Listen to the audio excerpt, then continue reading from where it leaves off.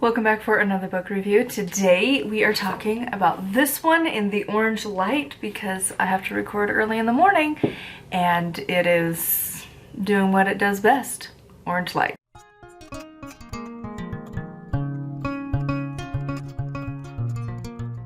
So today we are talking about this one. In the Spirit of Home, Magical Ways to Create Your Perfect Haven by Lesley A. Morrison. So briefly, this book, it kind of tries to set itself out to be more of like the feng shui type book, but it doesn't actually really explain it, and instead is more of a like just sort of how to basically start like contemplating like decorating and like renovating a little bit, but really like your most basic introduction. I gave this a 3 out of 5 because it's just okay. Like, if you need some basic ideas of how to decorate and how to like plan things and you've never really considered it, like it gives you some like starting points, but that's about it. From there, like there's not much, and like the feng shui part of it is just basically like, well, if you want to know what to do for feng shuiing like your bedroom, you need to go and look it up.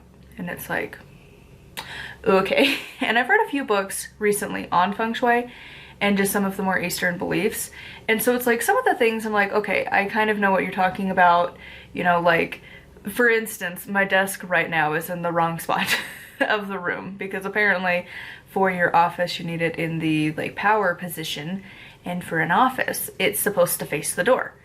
The doors are behind me, so that doesn't work. And like you're supposed to have your back to a wall.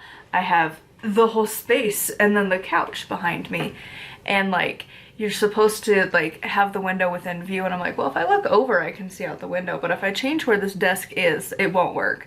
So you know, there's just like things where you're like, I don't know that I could ever feng shui my space, but like, you know, other books have given you those tips of like exactly how you're supposed to do it, where this one, it was just kind of like, well, just make sure you do it. And if you want to learn more, you got to go look it up. And it's like, okay, I guess. Like, it just didn't feel like it really had that much unless you have never considered decorating and like you've never really considered like how you organize your space. Because if you have, you've probably already come to these conclusions on your own, fairly simple. The only things that really stood out for this was that it talks about picking your style, and of course they're kind of generic styles. You know, you've got like rustic and minimalism, and there was like country farm, and like there's just a few different ideas. And there's one that I think they said it was from like the Scandinavian area, and it talked about, and I don't know if I pronounce it correctly, but it's like, looking at it in the book, how they say to pronounce it, looked like hygge, and I'm like thinking of like the song from like Guardians of the Galaxy, but like it's supposed to be a like cozy vibe, and I love it because literally I do it. You're supposed to have like candles and warm lights, not really the overhead lights, and it's supposed to be just cozy, and I'm like, not overhead lights, not overhead lights. And I love like the coziness of like having it by candlelight, whether it's actual candles or LED, and like having big comfy couches and throw blankets. And it, to me, like the way it was described, and like I looked on like Pinterest a little bit, it feels like tan version of like Hobbits. Like, it's not as much focused on like the greenery, but it's like that coziness that you just feel when you look up like cottagecore and like hobbitcore. Like, it just gave that vibe, and I'm like, well, I'm glad to know that that is probably my preferred style, because I don't like the others. I don't like minimalism, I don't like the rustic as much. Like, if I had to pick a secondary, it'd probably be that. But like, I'm really loving that one in particular, which is funny because I didn't anticipate that. But that was about the only thing that I really got from this book. It kind of mixes the two between Eastern and Western concepts, which is interesting, but really it's mostly just how to basically start to decorate your house, which I don't really have that issue. The bigger issue is, once again, budget and space. Space is a big part of it. We don't have a huge house, so you can't do a lot of decorating. And again, even if you could, budgets are a thing. Furniture's expensive.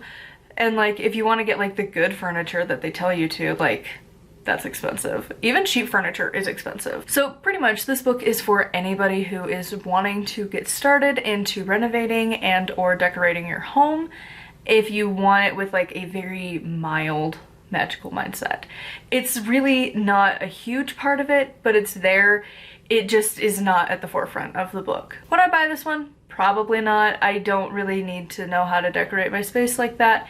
If anything, I would want more feng shui books to tell me exactly how to do it instead of just go look it up, because I don't particularly love when books tell you to do that too much, because if I'm here for that topic, tell me the topic. So it's not one I would personally go out and buy, but if you can find this at your local library and read through it, that's probably your best bet, and then see if it's something that would be helpful.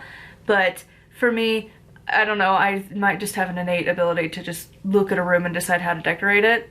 Again, when you have the budget and be fine. Other people maybe need a little bit of help, in which case this book might be great for you. So anyways, I would love to know your thoughts on this one in the comments down below. As always, a huge thank you to my patrons. If you want to support me and get access to exclusive content, it is patreon.com/nightwillowcrafts. Make sure to like, comment, and subscribe. I post every single day. And until next time, thank you so much for watching, and blessed be.